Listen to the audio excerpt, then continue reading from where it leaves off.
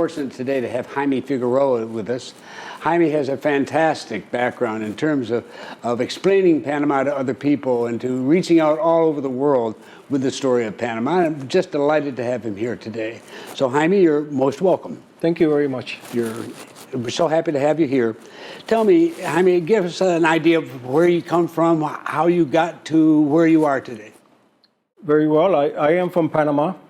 I lived a quarter of a century outside of Panama, mostly North America and the United States, and returned in 2002.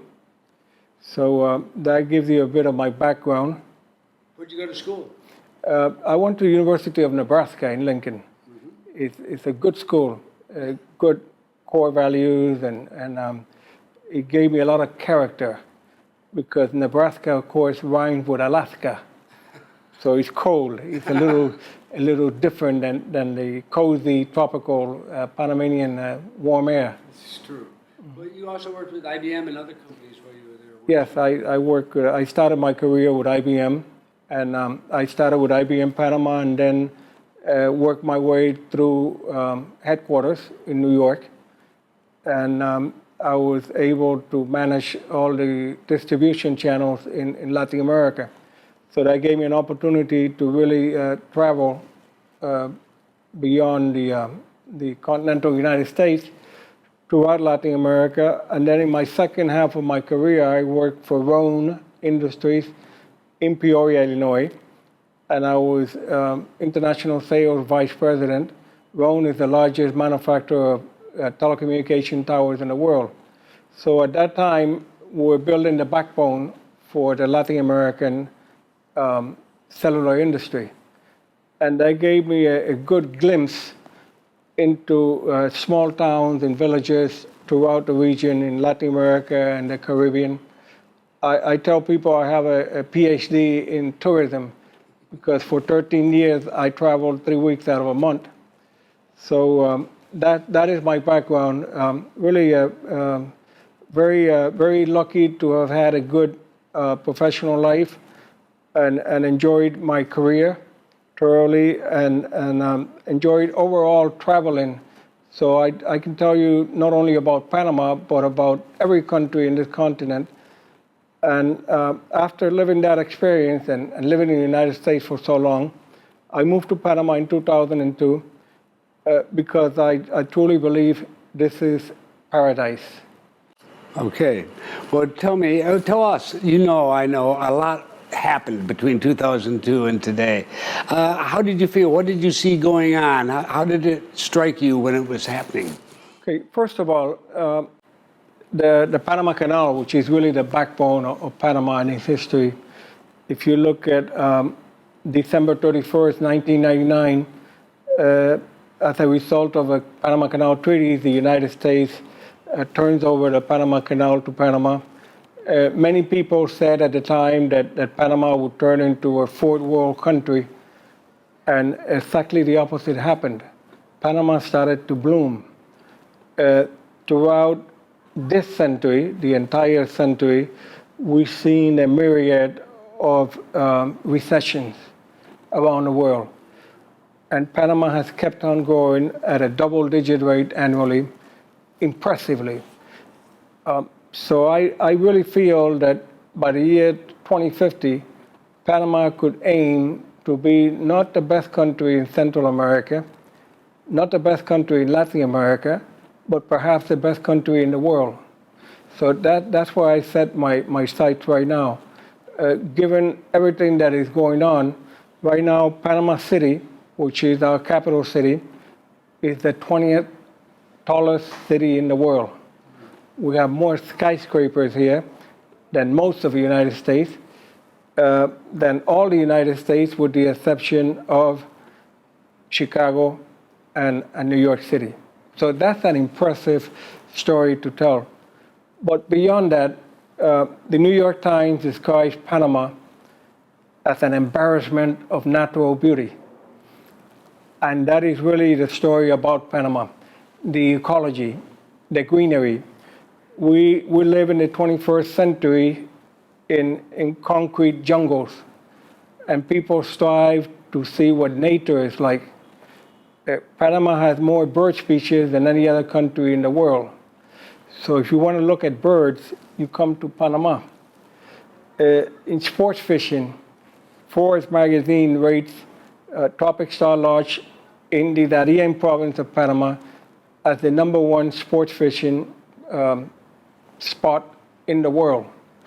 So you don't go fishing, you don't go to Jamaica, you don't go to the Caribbean, you don't go to Mexico or Miami, you come to Panama.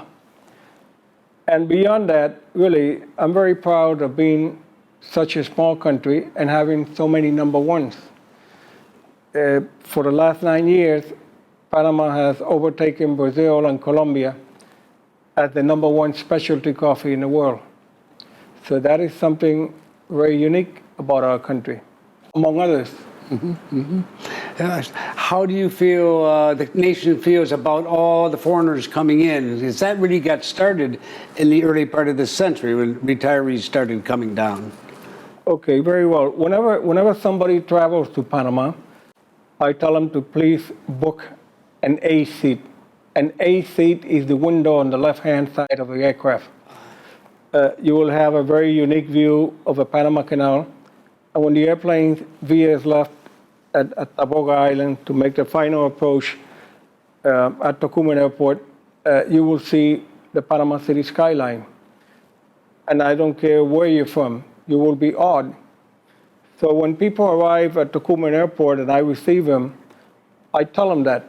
And I tell them that sometimes people compare Panama to Miami. And everybody agrees that it's very similar. And I tell them the punchline, which is in Panama, we speak more English than in Miami. So they really like that. Yeah, Panama is a very hospitable country. We have been a business center for years, for centuries. Panama really is a very unique place, as I mentioned. It was here that 500 years ago, Balboa discovered the Pacific Ocean. And beyond Columbus, Balboa's discovery is really very unique in that it unites the world. It opens up the Pacific. It really creates an opportunity for world trade. So Panama has been a business center for many years. We have been the largest banking center in Latin America. Since 1903, we had the US dollar as local currency. So you don't have to deal with funny money. And we also have a very important business community. On a trip, one of my friends from Chicago brought along, first time here, a couple of cans of Spam. Spam, okay. So I didn't tell him anything. I just said, okay, fine.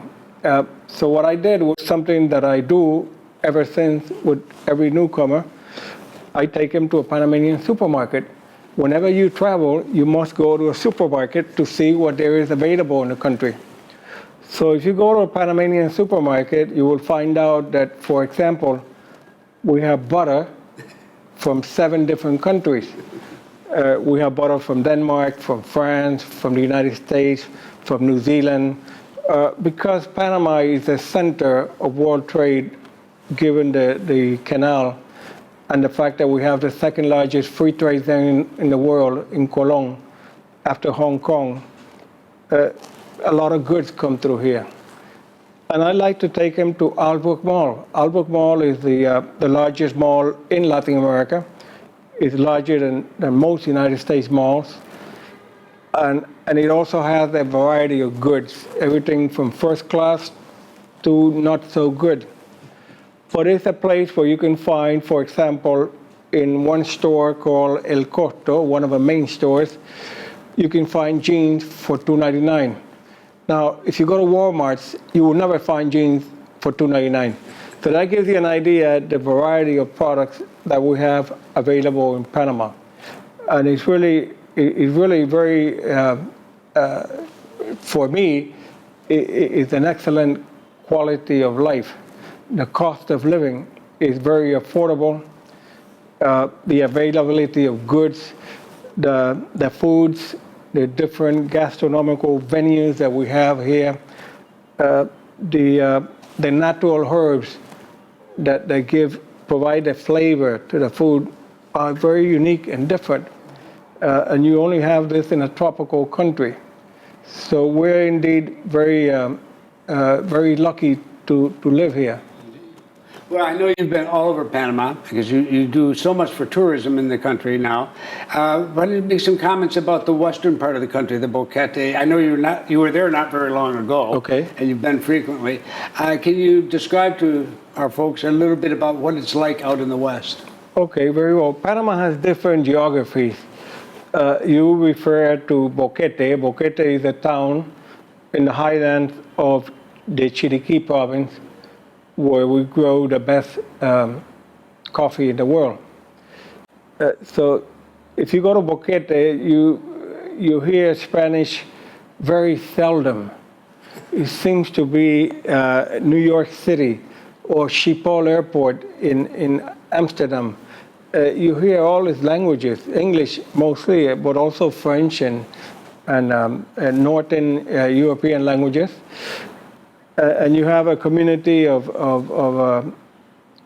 people that are living there from overseas, and they have brought along a treasure of knowledge, and of course the treasure of building different facilities. You have tons of restaurants. You have anywhere from the best pizza in the world, which is an Argentine, to now they're opening a Vietnamese restaurant. I mean, you have everything covered. In Boquete, near Boquete, there's a township called Caldera. In Caldera, you have geysers with water. Oh, really? Waters that come out of the, because Boquete is right next to extinct volcano, the Baru volcano. So you have these waters that are very rich in minerals, and they are hot. The water is hot. You're not going to burn on it, but it's hot. And you have wells that people go to, and I like to tell them that when you jump in the water, your wrinkles fall away. So that's wrinkles, even my wrinkles? Everybody's wrinkles. So that's part of a marketing of the area.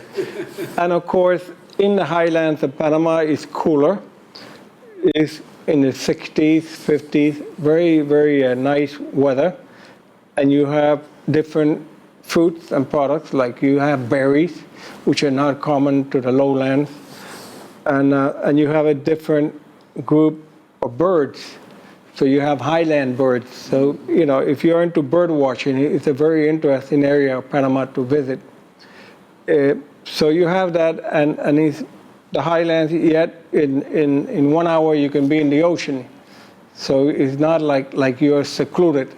It's not like going from Colorado to Florida. It's very close. In Panama, everything is very close. The nearness of the oceans, you can actually go swimming in the Pacific and on the Caribbean in the same day. So it's a very slim country. You have that facility.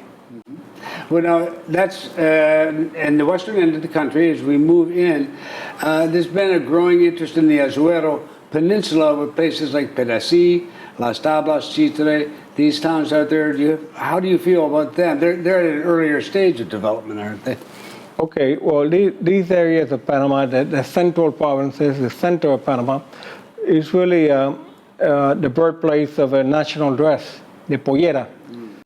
Every year at the Miss Universe contest, Panama wins the national dress contest. Of course, they give it to other countries once in a while because, you know, you can't be so obvious. But it's a beautiful dress. It's handmade. Sometimes it takes 6 to 8 months to make a pollera. And then Panama is a very gold-rich country. People used to think that because all the gold from Peru came through Panama, it was Peru that was rich in gold. Actually, Panama is one of the richest gold-producing countries in the world, and gold is our #1 export. It's not bananas. Yeah. So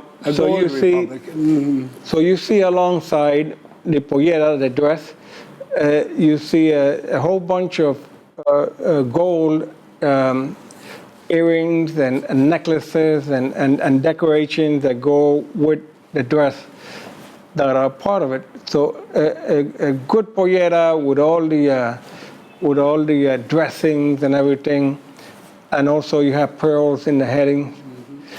It's worth between $40,000 and $60,000. So it's not cheap. No, I guess not.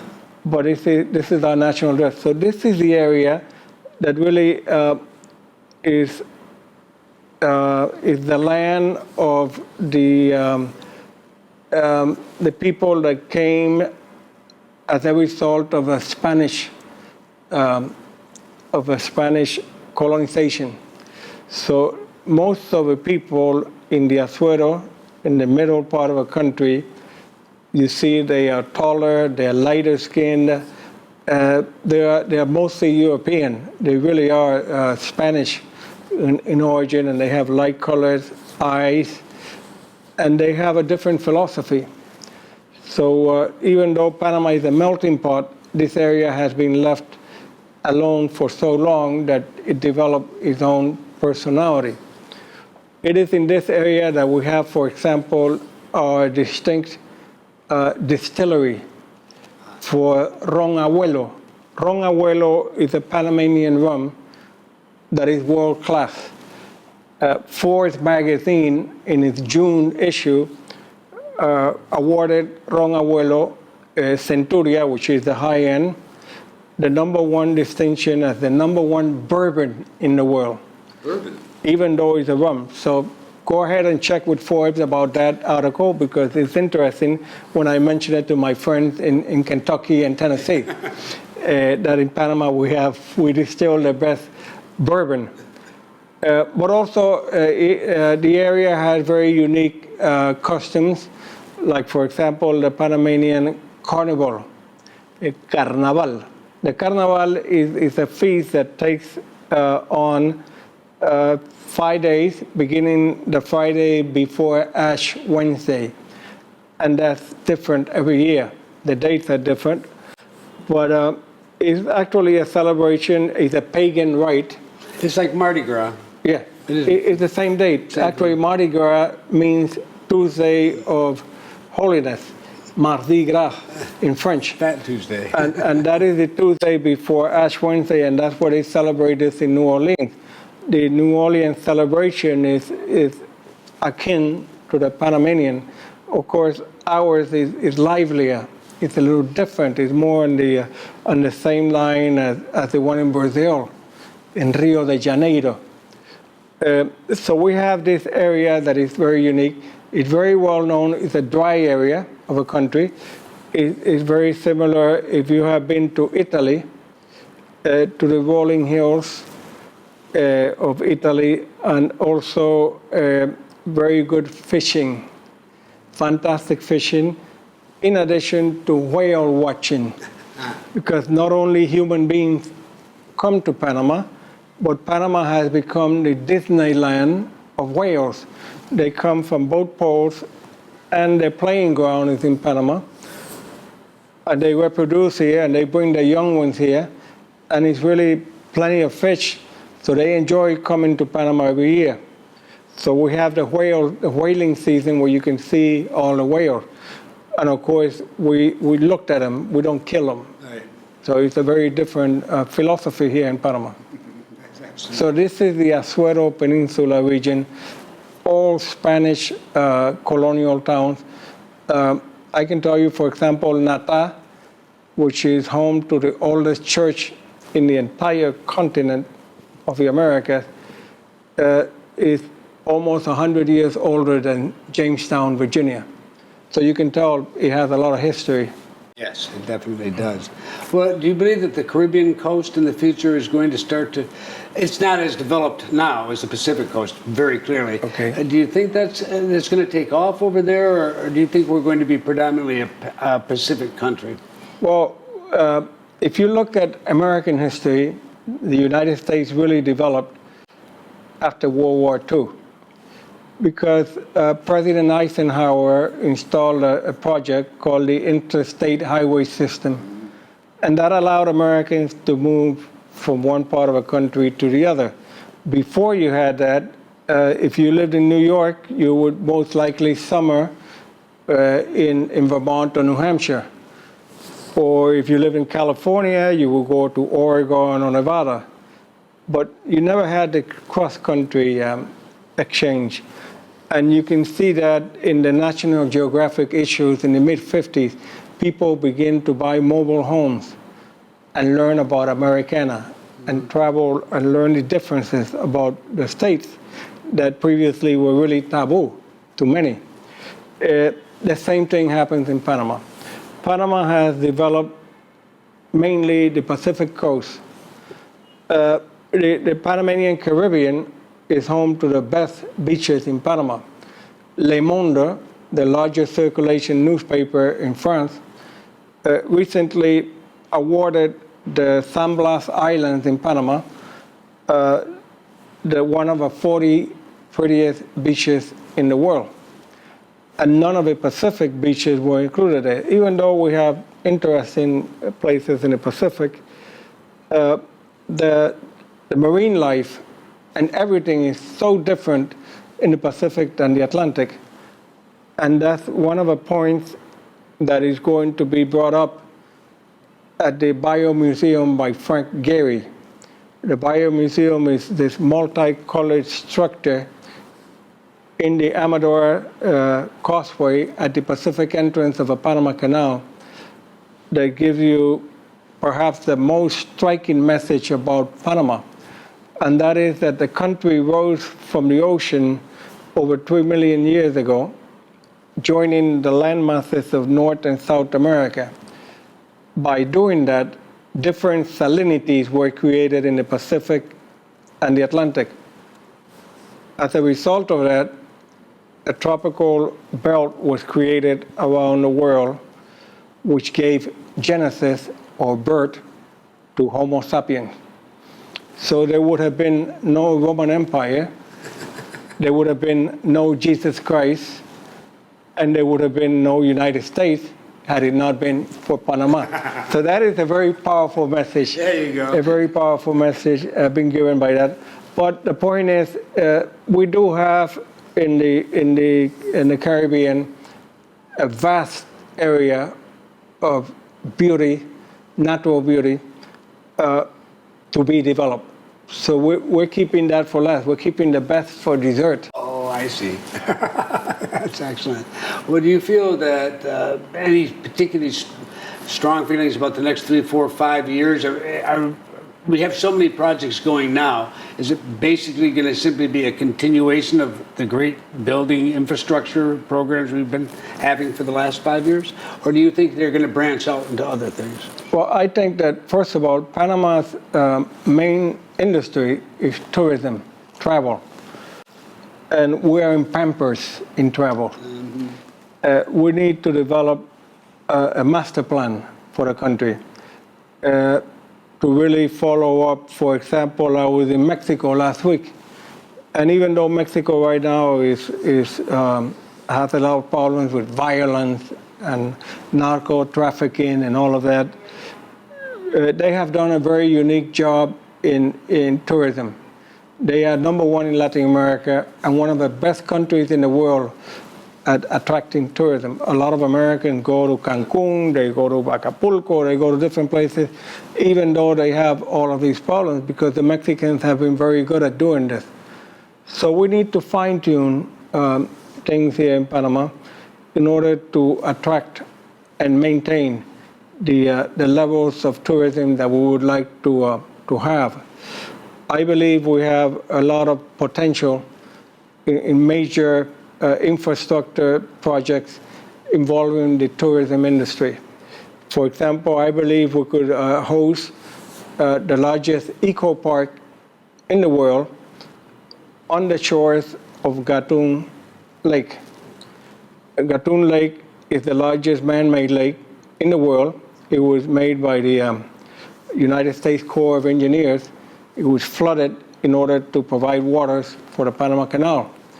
So there's a lot of vast areas that are open there that could be developed not only for tourism, but also because of the fact that the number one destination of the cruise industry is Panama Canal cruises.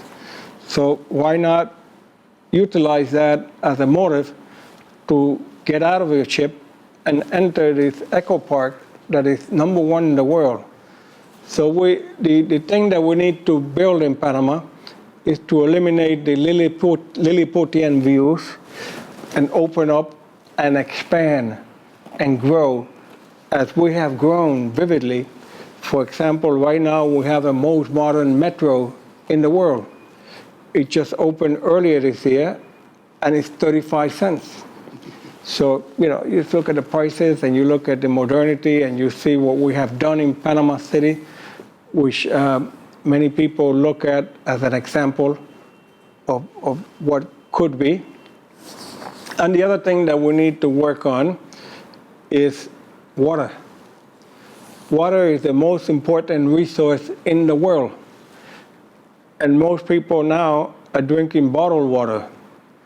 In Panama, we still drink the water from the faucet, and it's top quality water, because Panama is like a sponge. It rains every day for 9 months of the year. Mind you, it rains for half an hour. It's not like London with this little clouds all the time. But it rains very, very strongly for an hour, and it's very good for the greenery, for the vegetation, for the animal life, and for us.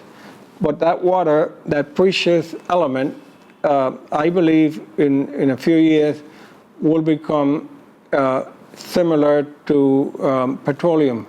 So you had the 20th century OPEC countries. Now you will have the 21st century water countries. And Panama could be very well one of those countries. That's an interesting idea. I've never heard that before, but you're right. I mean, I have seen the maps and the geological information indicating that Panama's water resources are very solid. We are one of the best positions in the world in terms of water for the next few decades. And if we can collect some of this rainwater, we can somehow deal with this.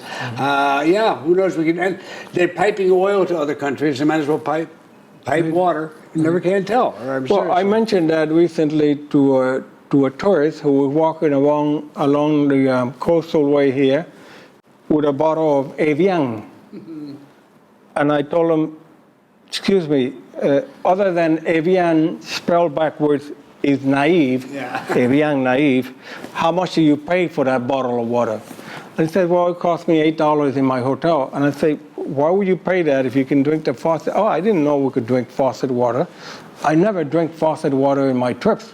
I say, well, Panama is an exception. So now you know, and now you naively spent money on this Evian and provided the hotel with additional revenue. You know, we've hurt the feelings of all our French viewers now, but but that's a good point. Yeah, you do drink the water when you're in Panama. I never even think about it. I've never had a problem in 10 years, and you know, it's a wonderful benefit to being here is to have that water supply, and we've got to protect it.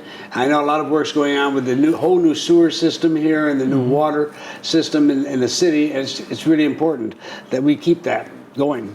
Well, that's good. Jaime, do you have anything that you think you'd like to add? I mean, the things that you think are challenges or problems coming down the road, or well, I'll leave it to you.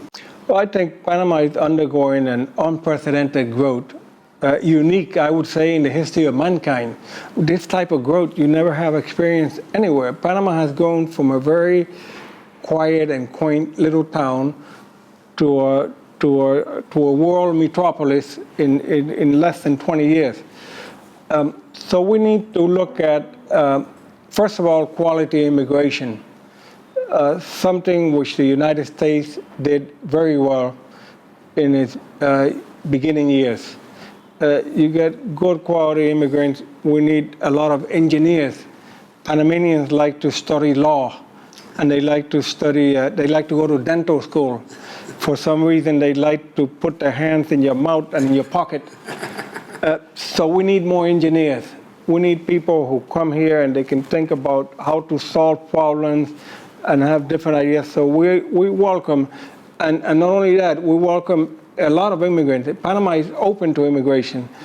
We have a lot of good, for example, Venezuelans who have fled Venezuela recently, just like the Cubans did in the 1960s. And I remember the first time I traveled to Miami in 1963, it was nothing. It was nothing compared to what is now. I mean, right now, Miami is really the capital of Latin America. And the Cubans built that because they're entrepreneurs, they're hard workers and everything. So we need to bring to Panama good quality immigrants that will allow for progress and growth to continue in an effervescent manner. Excellent, good point. Well, thank you very much. You're welcome. I really appreciate you taking the time to be with us, and I'm sure you all agree too. Thank you for watching. Thank you. Thank you, Bob.